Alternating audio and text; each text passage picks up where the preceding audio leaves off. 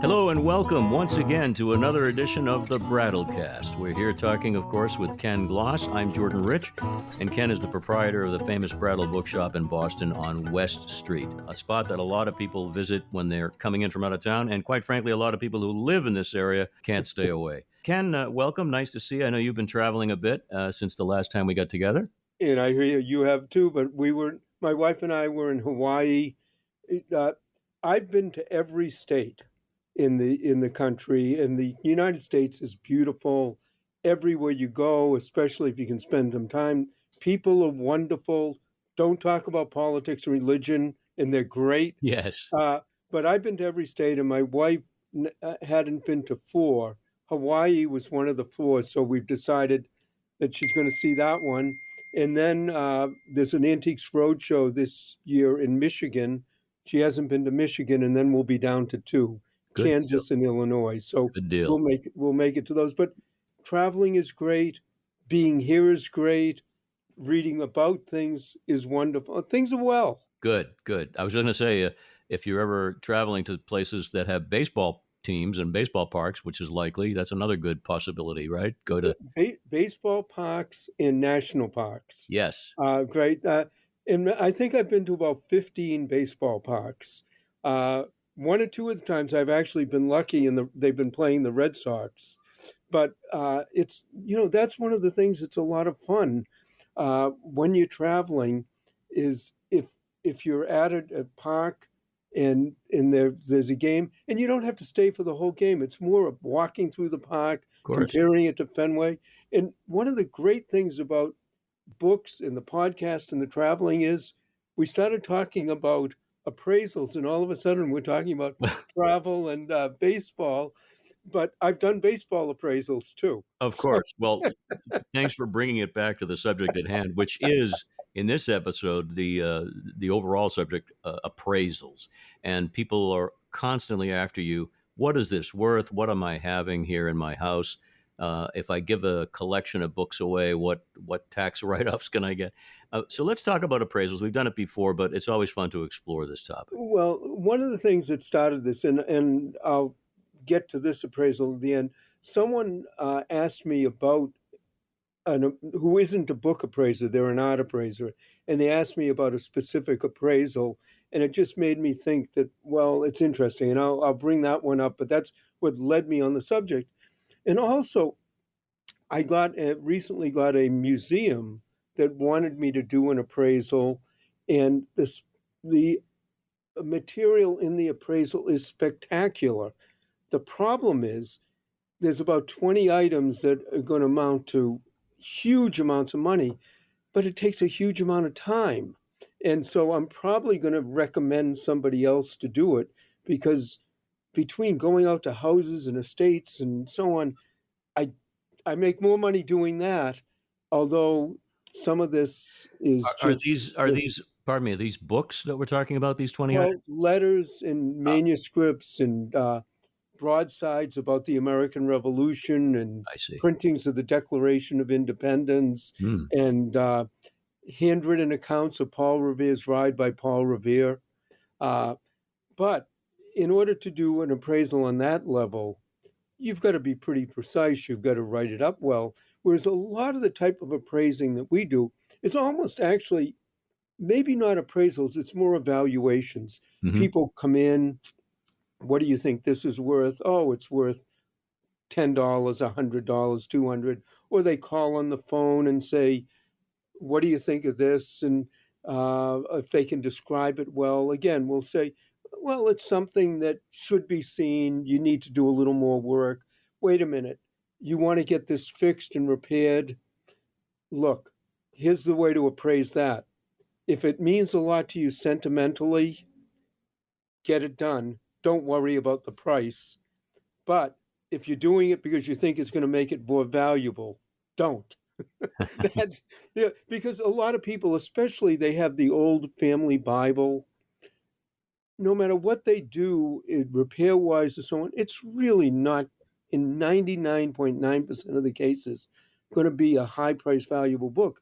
But sentimentally, that's been handed down through the family. It's priceless. Mhm. And so sometimes people want a monetary value just to see should they spend $500 fixing it. Listen, you and I have worked together for many years. We're great friends, and I've seen you in action at events that we've sort of co-hosted. And people come up, and you will assess something very, very quickly and efficiently. So, I'd like you to talk a little bit about what makes an appraiser, a high-end appraiser like yourself, so good at what you do. And I think I know the answer to this, but give us your Well, take. one of my takes, and again, this appraisal that really brought this to mind is I also know what I can't do and what I don't know, and I'm very good about calling and getting you know help. In other words, what I say is you don't have to know about everything. All you have to know is who does know and be on good enough terms Mhm. with them that if you get in touch, they'll actually answer you. So, but basically, though, it's been years and years of experience. I mean, I grew up with this. My parents said my first word was book. Maybe it was. It's a good story, anyways. Hmm. And and I, all through my life, it was my father's business. And then when I didn't go to graduate school, I took a year off, and that was over 50 years ago. So it's the day to day knowing and seeing and being general enough and in being able to spot what is not the usual, is not the average item, and being able to know, well, okay, if I need some help on this, this is where you look it up, this is where it should be. Or actually, what speeds things up an awful lot is probably most of the items that people bring in, and they just, whether I'm doing it a library lectures, which I do a lot of, or historical societies, or you're at the Antiques Roadshow and there's lines of people lining up to see you, or someone calls up or emails to send a picture. Most of that I can look at and say it's not valuable. Hmm. Uh, Now, what you have to do is learn a lot of techniques to say that nicely, because a lot of Diplomacy, people, right, right. a lot of people, but the reality of this type of thing, if you have a lot of experience and you're good at your field, most of what people are going to bring is not going to be valuable, and that's very easy to say. This isn't the first edition. It isn't this. It isn't that. When it gets complicated is when you look at it and go, "Whoa, wait a minute. Mm. This might be something." But that Yeah, points out the importance of having a frame of reference, and as you said, Lincoln-esque, you know a little bit about a lot of things, right? And yeah, exactly. there are millions of books out there, billions. So the idea that you can do a quick assessment, before you get into the real nitty-gritty is very impressive. And again, it's 50 plus years of experience doing this. Well, if you're in a field, whether it's books or whether you're doing radio and you've done it and you enjoy it and you like it, I'm sure you can walk into a studio and say, this is a really good studio, or this one's going to be a problem, or work with a producer that works. It's a lot of it is experience, but it's also enjoying it and wanting to learn more and realizing that one of the great things about doing these type wherever I'm doing it is that somebody might bring in something that I look at and say, this looks like something really good. Now, one of the things that really helps with it is nowadays with technology, rather than writing out a whole description of what they might have, I can just take a picture or two of the title page thing and say, look, I can make a guess, but why don't I take a picture, do a little research, contact a colleague, whatever, and then I can be accurate about it. Uh, and and then also I will admit every once in a while you miss something, Hmm. and if that's brought to your attention, you go, oh, but you also learn. So you always are open to learning, to getting more information. Sometimes, you come to the right answer for the wrong reason. So you learn that part too. But and then sometimes you get to hold and touch something that's just incredible that you probably would never own, never be yours, never buy and sell. But if you're touching a Declaration of Independence, you know, the way someone might have seen it originally, or something that George Washington wrote on a piece of paper, or Albert Einstein, or a first edition of a famous book, or I love sports. Maybe the first book written about a history of a baseball team, which, by the way, was the Red Sox in 1903. Hmm. But you get to hold, and it's the fun with that. And then what a lot of people don't realize about the appraisal is if you're doing an event, um, people will come in and you think, well, if they don't know what they have and you tell them it's worth $50,000, they're going to be happy. And they are. But what you worry about is if they bring in something and you say it's worth a dollar or five, how disappointed are they going to be? And the reality is, most of those people, I learned this surprisingly, is they're thrilled too because they go, we don't have to worry about this anymore. We Which can read it. We can give it to the grandchildren, library book sale. We don't have to worry about we're going to hurt or damage it. And sometimes when I just did one and the people had a book that was fairly damaged, it was from the 1600s. And I said, you know what the big advantage of this book is? Now you can show it to your kids. And if they're rough with it and they maybe tear a page, they can't hurt the value. It's already in bad shape. a few moments ago when you were talking about the sense of awe and wonder that you get, and almost the childlike wonder, I was thinking it's time to cue the John Williams music to Raiders of the Lost Ark. When Uh, Indiana Jones uncovers something that he's just finding fascinating. or quite honestly, when you're going to other worlds and seeing, now one of the things in the first Star Wars, the boss scene, I always am hoping that someday they'll make a library scene and see what it looks like in the future. Well, I can say this, that if there are any Star Trek, the original series fans, there was an episode about a library in space, in a I sense. remember that. Yeah, and I always think about that when I check out a library book, Well, and it's nice to know books might still exist in the 23rd century. But in any event, the appraisal business, has it picked up in the last year, or has it been level? I mean, what's going on well, economically? the appraisal business is tricky because I actually try to avoid doing. I'll do sort of off the cuff appraisals all day long, nonstop. The actual paid, detailed appraisals we try to avoid to some degree, although we have a lot of people will recommend. And one of the reasons we'll do that, first of all, they're very time consuming to do them really well. Mhm. And quite honestly, I think I said it before, we make more money buying and selling and moving thousands of books and that I'll give the people the information. But once you're being paid, you have to be very exacting. It requires long reports. And insurance appraisals are relatively easy because insurance companies are more concerned about the final value. Internal revenue for donation and tax purposes, so on, are particularly tough because they have formats that they're really tough and really hard. And if it's a really high value, someone is going to look at that appraisal and see whether it's right. And if it's wrong, they have all sorts of penalties and so on.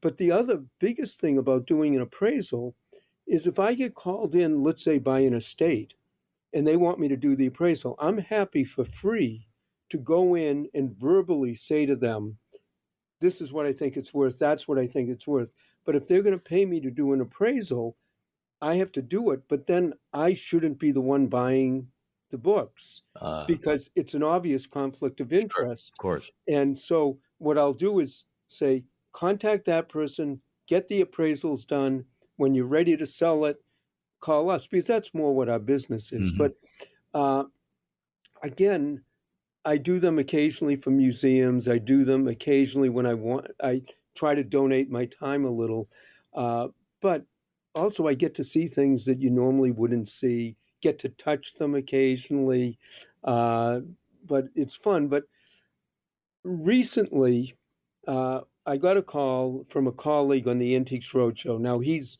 an art appraiser, and he also does auctions. And he got someone wanting to sell a book, and he said, but he was a little unsure, and he wanted to just get a sense whether it made sense. And it was the description of the book was it was a first edition signed copy of Gone with the Wind. Now, on the surface, that's a valuable book.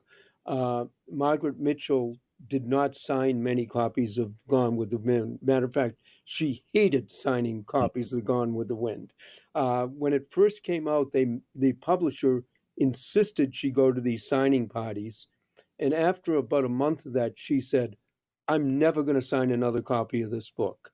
She actually did one or two after that, but she just was sick of it. I one time had a person come in and they had a first edition of Gone with the Wind. They had a 2-page handwritten letter of Margaret Mitchell's to the governor of Mississippi explaining to him why she wouldn't sign his copy of Gone with the Wind. But in any case, so he said that the appraiser who did this appraisal did a 20-page appraisal, which I can assure you for one book, that's a long, long appraisal. And he appraised it for $25,000 to $30,000. And I'm saying, the auctioneer said, I think that's high, but could you just take a look at the appraisal and see if it makes sense? So they sent us a copy of the appraisal. I had a few pictures, and I'm looking at it and going, wait a minute, there's no dust jacket. The binding's not in good shape. It's a little worn. And the appraisal is listing, in order to tell a first edition, it has to say May 1936 on the copyright page. And I'm looking at the picture of the copyright page, and it's a Canadian edition, and it doesn't say that. And I'm starting to go through this appraisal and go, well, there's something wrong with this. But even if it's signed and there wasn't a picture of the signature, and I got back to my colleague and I said, could you ask the appraiser to send the picture of the signature? And he didn't look at it. He just got the attachment forwarded to us. And my wife looked at it, and she had actually done a whole report on Gone with the Wind 20 years ago. And she looked at it and wrote back to him and said, I actually think in a good signature of Margaret Mitchell that she knows how to spell her name. Oh my gosh! Wow. And we looked at it and go, and it was but the interesting part about the appraisal, format wise, it looked perfect. It was all done in all the correct way. Yeah. Everything, though, he said was wrong.